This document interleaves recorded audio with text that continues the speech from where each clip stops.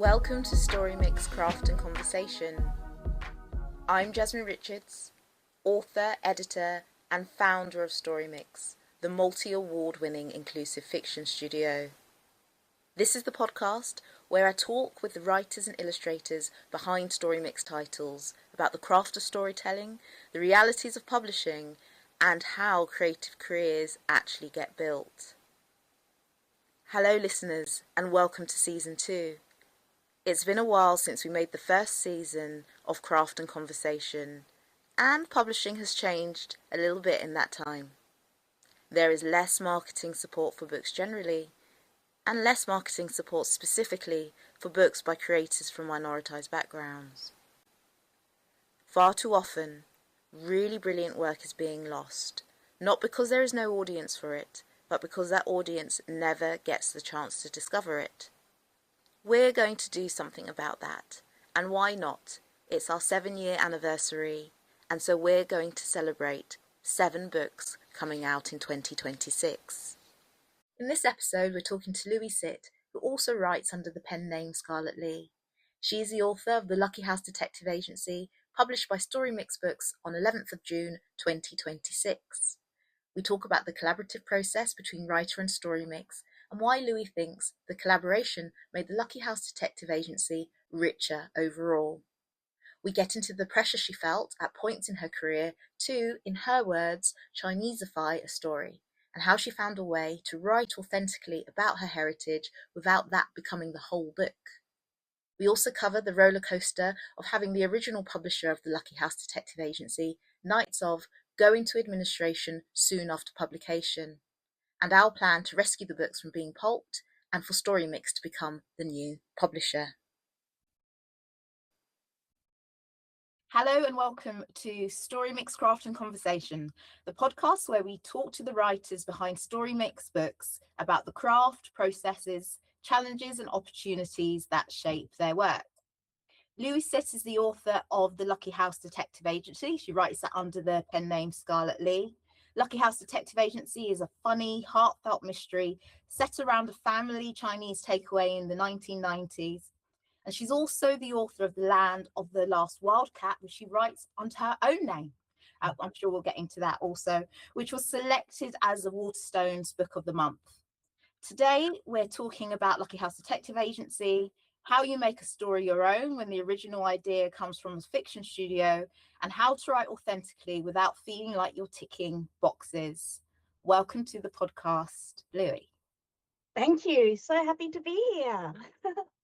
I am so delighted. Obviously, we've known each other a long time, and I've been following your career for a long time, and it's just been so delightful to see you blow up on the scene, so to speak.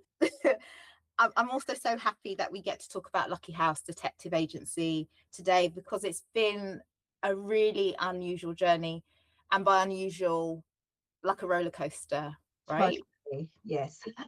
So I'm glad that we get to talk about it today. So Lucky House Detective Agency started, like all of our titles from Storymix, from a seed of an idea.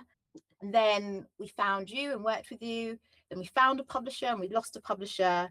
And now it's coming back as a Storymix book title with a new ISBN and everything, and a second Lives on Shelves. So we're going to get into all of that, and I'm excited to talk about that with you. But before we do, I thought we'd start with some rapid fire questions. How does that sound? Sounds great. Yeah. Okay. All right. So don't overthink these. I'm just going to throw them out at you. All right. All right. So, Lui, tell us a fun fact about yourself. A fun fact. Gosh, I'm so bad at this. My mind's gone blank. There's no food that I don't like. No food? Yeah, I can't think of anything I don't like. I mean, so my grandma was really into eating liver. Would you eat liver? Eat everything. Oh my goodness. Everything. That might be my Chinese upbringing. I'm not sure, but I can't think of a food that I won't eat. Oh, that's amazing. All right. That is a fun fact. So when you were a kid, what did you want to be when you grew up? Oh, I think you know this. I wanted to be a detective. So that's why when you asked me to write Lucky House, I was so excited. Oh, that's amazing. Yeah, I really wanted to be a detective. Yeah. Okay, that's an excellent answer. Okay, what is your favorite way to read? Print, ebook, audiobook? 100% print, but I have gone down the Kindle route a little bit now just for ease. But yeah, like, you know, nothing beats a book, like a hard copy book in my, yeah. And what is your favorite place to read? Oh, anywhere, it doesn't matter. As long as it's comfortable. Yeah. As long as I'm comfortable, that's the only thing that matters. I find I can't read in bed anymore. Like I just can't, because I fall asleep. It's Oh, terrible. It's a shame. no, that's why I went down the Kindle route. I can make the print bigger. I don't have to wear my glasses. I read in bed on the Kindle. Okay, very nice. What 3 words would your best friends use to describe you? I'd say caring, persistent, and thoughtful. Oh, those are good words. I hope that's what they'd say. They might say other things, I don't know. People be listening to this like, what friends? No, I'm joking. Yeah. I know you. I think those are 3 excellent words. All right, in 3 words, how would you describe your writing style?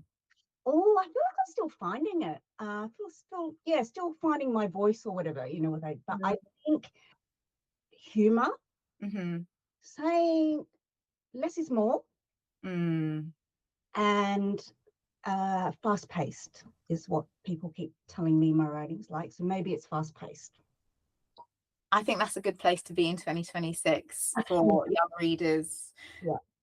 Right. And how do you like to edit? On computer, on paper with a red pen? What's your preferred method? I think what I do is I print it out. I like to read it on hard copy first. I think it goes into my brain differently, but when I actually start editing, it's usually on the computer, just for time more than anything else. But sometimes if I have time, say like if it's a short story or something, I'll print it out and do it on paper first and then switch over to the computer. I really miss I feel like it's less, I don't know, I feel like it's a little bit frowned upon now if you were going to print off an 80,000 word novel. When I started, that's true. Yeah. When I started in publishing, you would do that for every draft. And I think I still do it, but I sort of save it. It's like a little treat. Yeah. You know? I like seeing the marks on the paper. Yeah. There's something really, you know, doing it on paper and crossing something out or circling something. There's just something really so visceral about it. It's nice. I feel like if they were sort of taking images of our brains at that point, like a different bit lights up when you're writing on paper and you're scratching out those marks. Yeah, I would say so. Yeah. All right. What is the one theme or idea you hope readers will take away from the Lucky House Detective Agency? Oh, I hope they take away the power of friendship and working through difficult relationships or difficult times as a team, I think, and just joy and fun and humor as well, warmth, just those things, and power of community. Yeah. Wonderful. Okay, we've got 2 more. So what is the most personal part of the book for you? Oh, there's lots actually. Well, I mean, I named Felix's parents after my parents, so that's pretty personal. There's one scene in it that I asked Stephanie at the time, can I add this scene? And that was a scene of the family having their family meal at the back of the takeaway. And that's, you know, that's directly taken from my growing up experiences. So that's a very personal part of the book for me. What Chinese families actually eat when they have meals together. Do you think that's your favorite scene then in the book, or have you got another favorite scene? So many favorite scenes. One of my favorite scenes is actually when they come back from nearly being drowned at Rocky Bay Reach and they go in the takeaway. And then I just remember writing the image of all the seawater dripping onto the floor of the lino and the silence between Felix and his parents who've been so worried about where they've been. I really like writing that scene. Oh, I love that. And I also love that we actually do put children in proper peril. Yeah. You know? I think that's important. I think maybe we've become, as an industry, a little bit toothless in putting kids in actual jeopardy. You know, when it's real life. I think in fantasy, people are a lot more comfortable. But when it comes to sort of a real life setting, I think people get nervous, don't they? I don't know I mean, yeah, they do, and more, it's just this kind of like glossing over these things that kids actually face in real life, and I do think it's important for them to read about it to figure out how to work their way through a difficult situation. I talk about that in my school talks actually, about how a lot of my favorite books were about kids working out difficult circumstances and how that helped me when I was little. So I just think it needs to be in children's books, but Yeah. in an appropriate way, but it needs to be there, I think. Yeah, I agree. Okay, so one of the first questions I wanted to ask you today, even though I've actually already asked you 10 questions, but my first question is, it's just sort of talking about how you and Lucky House Detective Agency came to be together. So Storymix approached you to be the writer, and I'm sort of talking about Storymix as a sort of separate entity to myself, which is weird. Like Storymix is a separate entity to myself. But basically, I approached you to write the Lucky House Detective Agency because I've been such a big fan of you and your writing for a very long time indeed. And we had this project that we had developed in-house. We had the bones of this thing, and I just knew you'd be the perfect writer for it. But I think a question a lot of writers might ask who don't know much about book packaging really is, how do you make a story yours when the original idea comes from someone else? Yes, I think that's a great question, because I remember when you first sent me the storyline and the character kind of portraits. I mean, if I was being totally honest, I was a little bit kind of like, oh, I'm not sure, because I wasn't sure I agreed or whether I was going to be the right person to write the story and the characters as they were presented at that time. And then I thought, well, I'm just going to be honest with Jasmine. And I wrote back to you and I told you my thoughts. And you said, okay. And then we had a discussion and we had a conversation. And you were really open to my suggestions and my ideas of how I would write those characters. And I think at that point, I thought, yep, I'm in, because then it became to me what felt like a partnership, and that you were interested in my input and my engagement, and we could always have a discussion about it. And that's when I knew I can make bits my own, I can make suggestions, and we'll always have a talk about it. And it may be incorporated, it might not, but because there was that willingness and that engagement and openness to my ideas and suggestions, that's when it felt like I can also make the story my own, because I can put bits in and it doesn't have to be exactly how it's been presented or how it is on paper. So I felt a lot of freedom then to just play and explore. And Stephanie King, who you put me with, wonderful, wonderful editor, just encouraged that further. So I just loved writing Lucky House. It was just so much fun for me. It's interesting, because like technically with book packaging, which is what Storymix does, the received wisdom is you give a storyline to a writer and that writer must follow it like it's the letter of the law. But it's just not the way we've ever really done it at Storymix, because I feel like it is so much richer when the writer is bringing their full self to the project, to the book. And what I often say to writers is, when you're working in collaboration in this way, you might not be the parent of the child, but you are maybe the nanny of that child, and you want that child to thrive. Like, you love that kid, right? It might not be exactly like the relationship between yourself and Lucky House Detective Agency might not be the same as your other book, Land of the Last Wildcat. It might not be the same, but you love both of those books, right?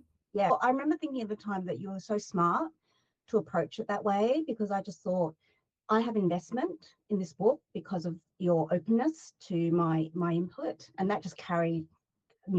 Obviously I'm still very invested in Lucky House, to just carry the whole thing through. So I just think when you have a collaboration rather than just do this, it is so much richer, and then it blossoms and becomes something else, and it's just makes it so much better for everyone and for the final outcome, I think, as well. Oh yeah, I think 100%. And I think also what was interesting about Lucky House Detective Agency from Storymix's point of view is so many books up until that point had come sort of directly from my lived experience, right? So as a Black woman who grew up in the 80s, and there's lots of things dotted through the catalogue through Storymix, where I'm sort of pulling on my lived experience. And Lucky House Detective Agency actually came, the sort of seed of the idea from one of our interns who was working with us, the lovely Jackie. And it's so interesting because when as I often do, get very angry with publishers about just making the stuff that they know and understand, it was interesting to be in a position where it's like, well, actually, I feel slightly out of my comfort zone, and very much sort of leaning on you and saying, we need you to bring your full self to this project, right? Because that's where the authenticity is going to come from, and we'll support you in all the ways we can support you, but that is going to be so key to this project. Yeah. And it just works so beautifully because of that. Yeah. You know? Yes, I agree. Yeah. Right. So let's talk a little bit about the setting. So it's actually set in the 90s, but it wears that very lightly, doesn't it? Yeah, we had a few iterations of when it would be set and whether to make it obvious and whether to, like, do you remember putting like naming 90s things or but I think in the end it worked well in terms of like it's there, but it's not at the forefront. Yeah. I mean, I always thought, from my point of view, about the reason why it felt important that was set in the 90s is that there is this journey that happens with immigrant families, right? And their first port of call might be setting up a takeaway, but actually that might not be the story in 2026. Yeah. And I wanted to reflect that moment in time and be respectful that is part of the journey, like similar to like Windrush Generation and similar to all of these things. Yeah. So I think we sort of got the best of both worlds there. And what we realized is that so many of those things from the 90s are still so prevalent today in terms of those cultural touch points, right? Absolutely. I mean, as part of the process of writing the book, I interviewed a few people who had that experience, whose parents had immigrated over here from Hong Kong or China and set up takeaways. And it was just so interesting. And I, tried to feed some of their experiences into the book in terms of what kind of work they would be doing when they helped their parents out. And it's a funny thing also, when I do the school talks for Lucky House, I have a clip showing, like it's a BBC clip about the takeaway kids, and I show the kids that. The only point I think where it becomes something I talk about in terms of it being in the 90s in the school talk is when I talk about the detective tools Felix and Isaac use, and he's using a detective notepad and pen. And I tell them that he needs this because he needs to also draw the crime scene, because there's no phones around at this time because it is set. So he has to draw it from memory, what he sees in front of his face. He can't just take a photo. And they're all like, oh. But actually, phones are a complete pain, aren't they, in a mystery? So let's get rid of them. There's a ton of benefits. Right. I know one of the things you talk about perhaps in those school visits as well is that you're sort of drawing from some of your own experiences. So your family in Australia didn't own a takeaway, they owned a restaurant, right? No, my mum worked in a restaurant. We never owned, right? Okay, yeah. So yeah, I did have not the takeaway. I think in Australia it was more common to set up a Chinese restaurant just because of space, I think. So my mum worked in Chinese restaurants as a waitress when I was growing up because she didn't have great English, and so that was, the community that she could find work in. So I spent a lot of the time I would go to work with her, and I would be hanging out in the kitchen, which was really a quite dangerous place for a 5-6-year-old to be hanging out. But I just remember so much of that time, of just what the smells were like, the noises, the action, the way that the chefs, how they'd shout to each other. Like, it's very, very vivid in my mind. So I really love trying to incorporate some of that into Lucky House as well. And just what it felt like to be this kid, in this kind of very specific environment growing up. Mm. Did it make you interested in cooking yourself then, those early experiences? Are you a foodie? It made me interested in eating, not cooking. Chinese food is really laborious. It takes. That's so delicious. Yeah, you have to have many dishes. You can't just have one dish. You have loads so it's like a lot of labor. I am lazy when it comes to cooking. I am a one pot person. So not the cooking. Not the cooking, but the eating. Okay. Yeah. Now, when I was doing a bit of research for the podcast, one of the things that came across is this idea, this pressure that you maybe felt at points throughout your career to, and I'm using your words here, to Chinese-ify a story. Yeah. What do you mean by that?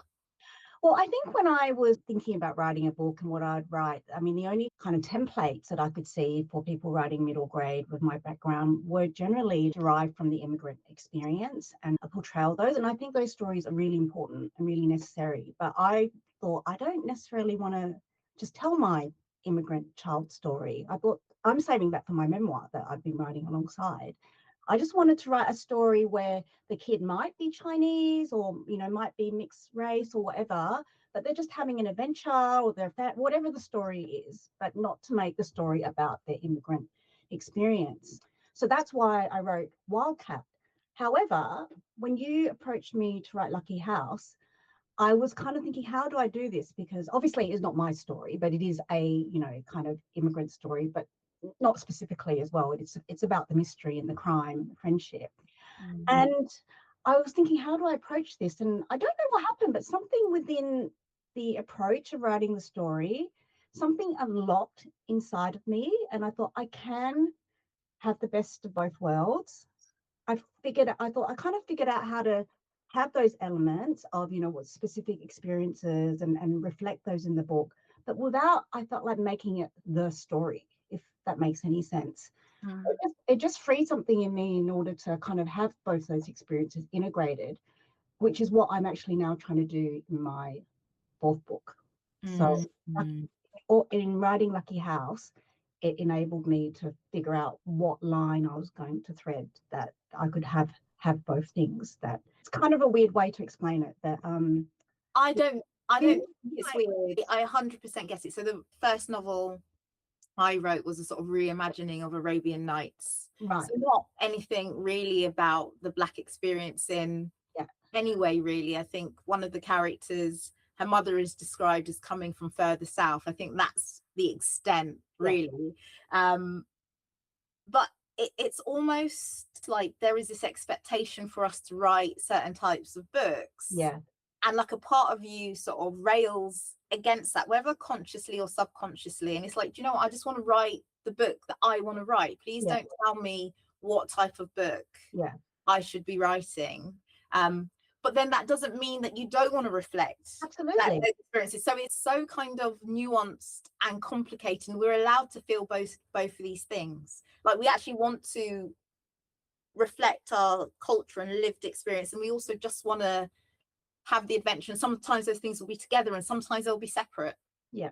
You want to do it on your own terms and for each book. And I mean, until you've kind of taken several stabs at it, you know, like maybe you won't know where that place will be for you. But I know that definitely in writing Lucky House, it allowed me to go a bit closer in terms of finding that place, which feels comfortable for me in terms of integrating all those different experiences and just creating something new.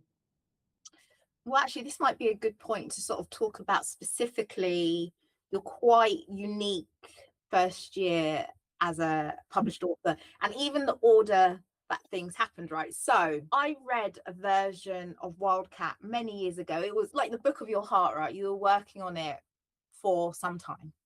A long time. And it was called Puffin at one point. Is that right? Do I remember that correctly? And The Legend of Linger Island, A Girl Called Puffin, I don't know, it had about 10 different titles.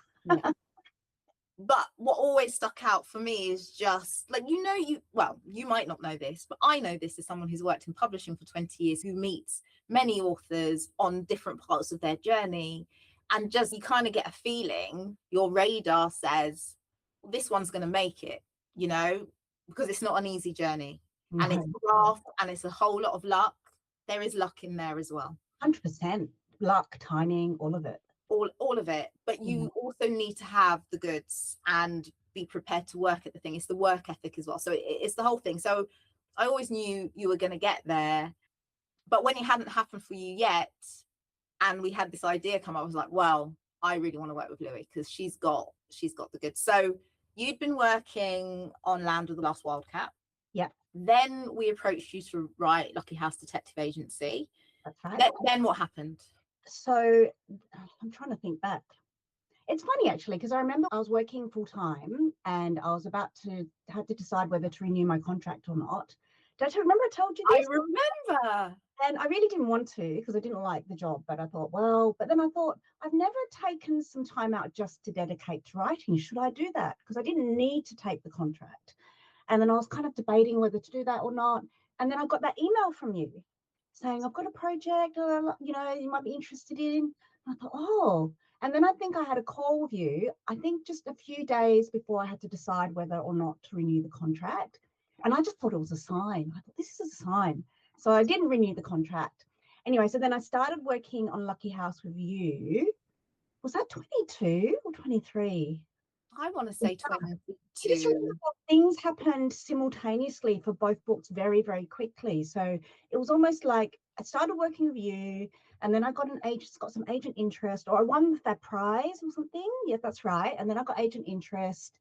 And then it was both books were in tandem for like all those 2 years. I was judging on that Fab Prize. That's right. You judged on the Fab Prize. And then I had to declare. I remember having to declare, and I was like, I'm working with this author. But clearly I think they're brilliant, or I wouldn't be working with the author. Right. So, but it didn't even need my vote for you to want it, right? So it was fine. But it was so interesting how these circles just kept on colliding in all of these different ways. It's like nothing for years, and then all of a sudden, like this kind of big kind of explosion of lots of things happening simultaneously. And then yes, I wrote Lucky House with you whilst I think I was editing Wildcat with my agent Becky Bagnall. But then you got the offer first. Lucky House got the first. It was my first time meeting a publisher. It was my first offer. It was a lovely meeting. It was lovely. Yeah. Meeting. And I remember there was that discussion about, because then there was interest for Wildcat at the same time, and then there was that discussion about if they were both to be acquired, you know, which would be published first, and all those kind of logistics. And then it was just kind of, it was this whirlwind of 2 years of a whirlwind, both books at the same time simultaneously. So I think they ended up being published a month apart. Literally a month apart. Literally a month apart. Yeah, I think like a month and 4 days apart. Yeah, it was wild. And actually, I think that's a good moment just to reflect on why we use pen names with the projects that we develop with Storymix for a lot of our projects. It's partly so that if for any reason the writer couldn't complete the work, if we needed to bring in another writer to complete it, it's not that author's name on the cover, so it's fine, you know, it's to sort of signify it's this collaborative experience. But actually, one of the reasons we do it is to preserve your dance card, so to speak, your debut dance card, because actually that does carry real weight, being able to say debut novelist and all of those things. And that is why there was all that conversation as well about who goes first. So I mean, Knights of who are the publisher and are no longer in operation, but were actually ultimately very understanding of the reasons why the book that was under your own name, why it made sense for it to go first, even though they'd acquired Lucky House Detective Agency. So there was a bit of wrangling. Yeah. Very gracious and generous about that. Yeah, they were. And then so obviously Land of the Last Wildcat comes out, and what happens then? Land of the Last Wildcat came out on the 1st of May, and it was also announced on the 1st of May that it was Waterstone's Children's Book of the Month, and literally everything just exploded. It was my debut, so I was just overwhelmed. I didn't really kind of, you know, you can't take it all in. It's just too much. It's such a full-on, for both those things to happen on the one day. I'm very grateful, but it was a lot. It was a lot. And then, so that month was really hectic with lots of things happening. And then we did it all again when Lucky House came out. What we're going to say, and I'll speak for both of us and then you can add in, is that it is a crying shame that Knights of are no longer in operation and a publisher in the UK. I still feel annoyed that the publishing ecosystem couldn't have found a way to keep that company going.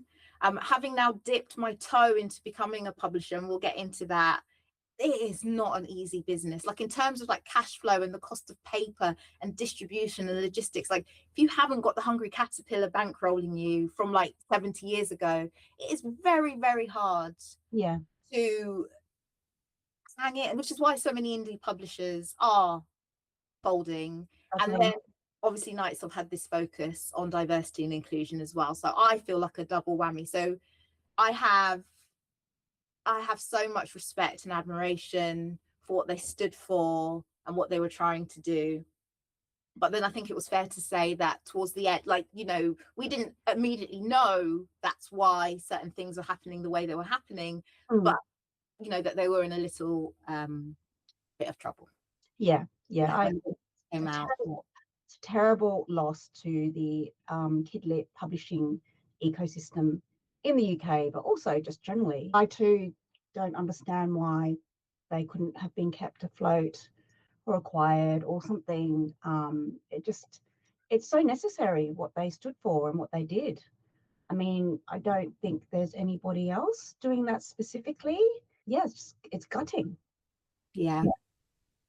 There's no two ways about that. But then, so what did happen was there wasn't necessarily a huge marketing spend, was there? Because we didn't know it necessarily straight up, but there were cash flow issues. So you were obviously having this experience of Land of the Last Wildcat, this wild experience of Land of the Wild, and then on the other side, it's like, and obviously there was a publicist on it, but there was, EDPR were great. Who did a really good job, but it was just like the two extreme. You were, and I kind of felt for you, but then I was also pleased that you got to see what it looks like when the machine works, because when the machine works, like, it is amazing, right?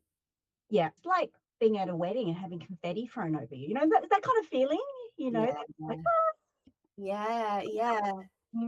But I remember you saying to me at the time, around that time, you said, Louis, you're really having the whole 360 experience of publishing. And I thought, that's a really good way to put it. Yeah. Well, this is good. Well, it's not, you know, but all experience is good. And it was all new to me because I had never done it before. So I really just got like you say, the whole 360. Do you know what I adore about you and the whole way through this journey with this book is you out there doing school visits for Lucky House Detective Agency, talking about it on socials. It would have been so easy for you to kind of, you could have just quietly stepped back, stepped away, stopped talking about it, because in some ways that would have been easier. It's, you know, it's messy. It has been messy, but you still talk about, and this is what I mean, that I know you love both of your children. I mean, your book children here. Yes, I know you love them both. Because some people who maybe write to a story like might not feel that way, but I think because you did put so much of yourself into it, there is so much, like, even though this is written under a pen name, Scarlett Li, there will never be, like, Scarlett Li is Lui Sit. Yeah. There's never going to be, you know, it's you. It's always been you on this project. So I do want to thank you for that, which has been quite a roller coaster. I could not do that because I just really believe in that book. And I really just think I am going to do everything I can until I can't anymore, which is where I'm nowhere near that stage at the moment, to try and get kids to read it. Because I just think if kids read it, I think they'd enjoy it. I'm not trying to, you know, blow trumpet here. I just think we are trying to blow the trumpet. They'll definitely want to read it. Right. I'm blowing the trumpet. And I think that goes back, and my investment in it goes back to like how collaborative Storymix was right from the very beginning. I imprinted on that book. So yeah, there's a part of me in that book, because you weren't rigid about like, no, it must be like this and, you know, whatever. But I just think it's a fun book, and I just think there's a lot in there for kids. So I just think if we can get it into their hands, I think they'd enjoy it. And there is no other, as far as I know, detective mystery, fun, cozy crime story featuring an East Asian main character, middle grade, in the UK, as far as I'm aware of.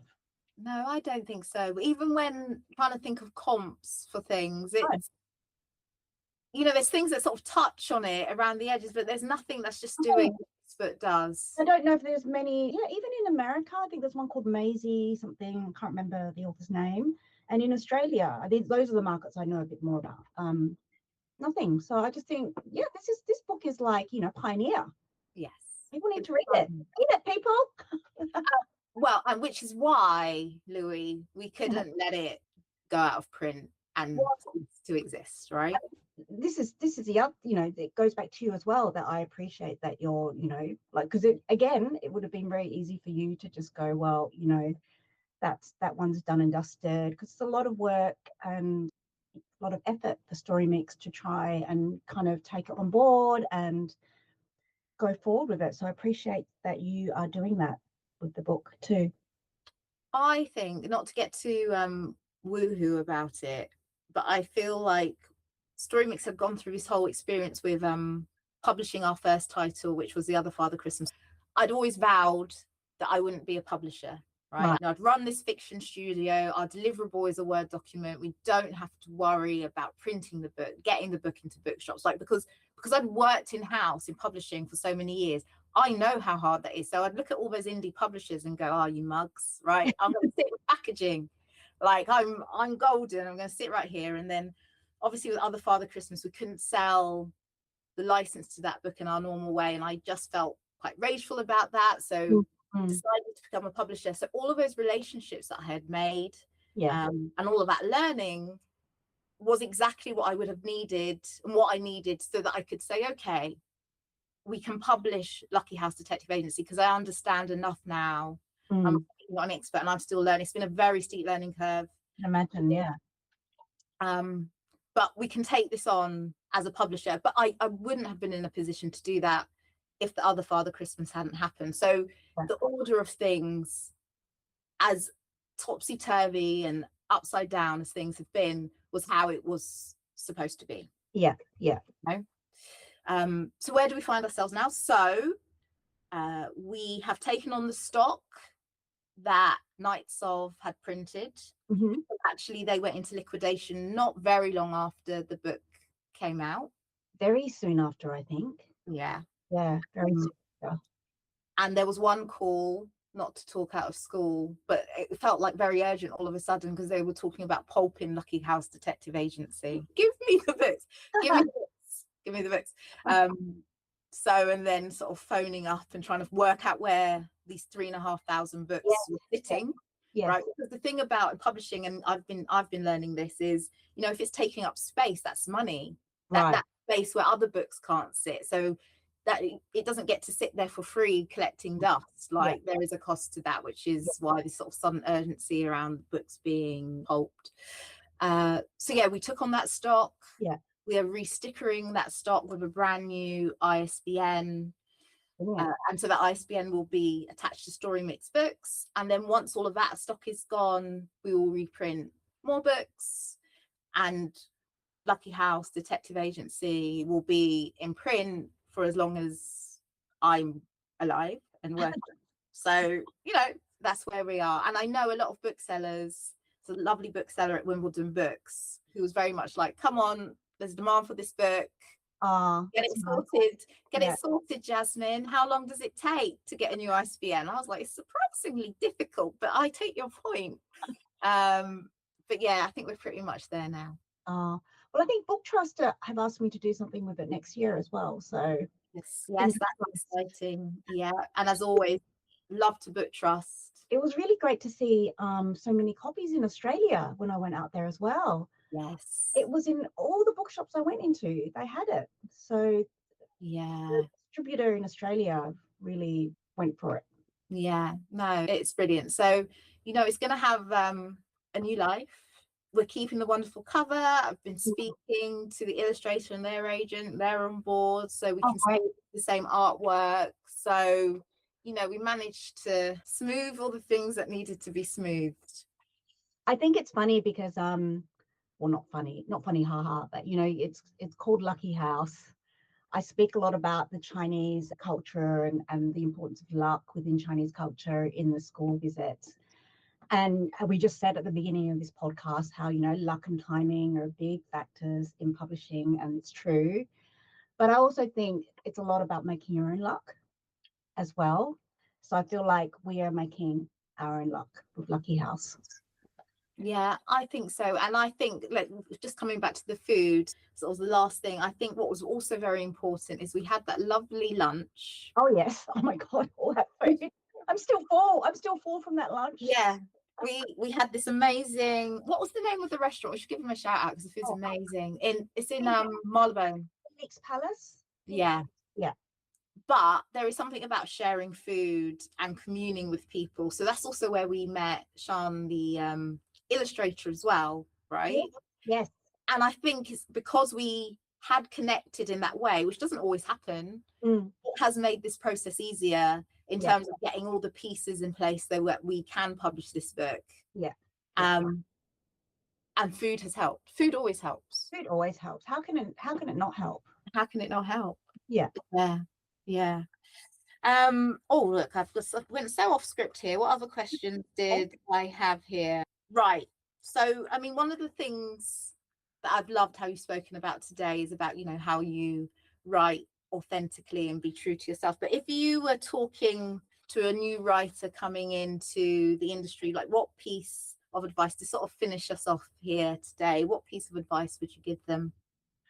In terms of if they're writing my genre, like children's books, or just writing? I mean, I suppose it could be children. I suppose if it is a writer of colour, right, who's coming into this industry and is maybe having certain ideas imposed upon them about what they can and can't write, or maybe even self-imposed ideas of what they can and can't write, what advice would you give them?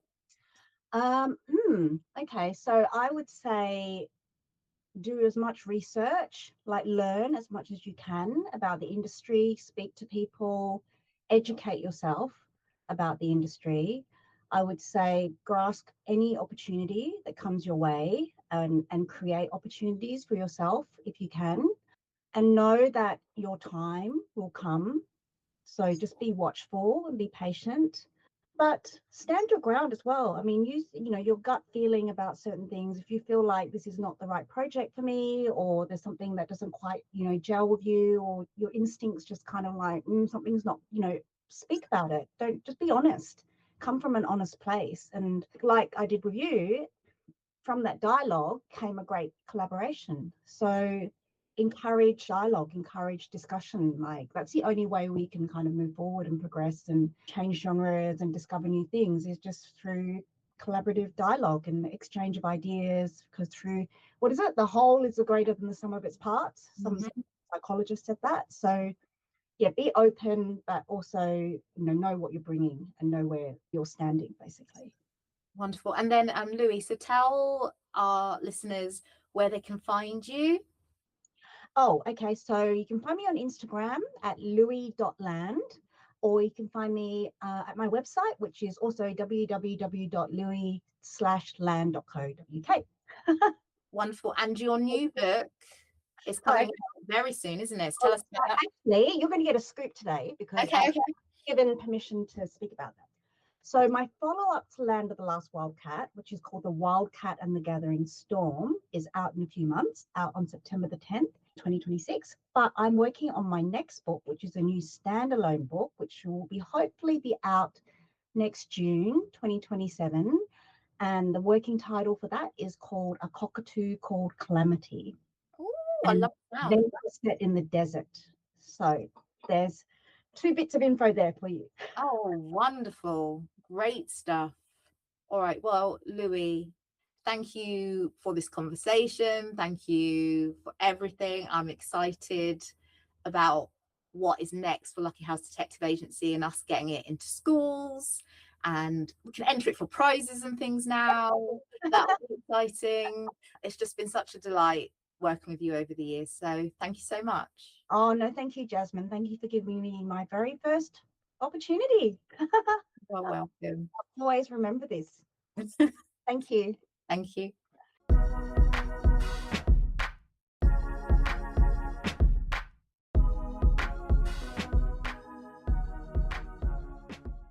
Thanks for listening to Storymix Craft and Conversation. My guest today was Lui Sit, who also writes as Scarlett Li, author of The Lucky House Detective Agency, published by Storymix Books in June 2026. You'll see links to our guests, the book, and everything we've mentioned in today's conversation in the show notes. And if you'd like to support Storymix and help us keep creating opportunities for writers and illustrators, you can buy us a coffee through Ko-Fi. You'll find the link in the show notes. You can discover more about Storymix and the books we create at storymix.co.uk, and come say hi on our socials at Storymix Studio. I'm Jasmine Richards. See you next time.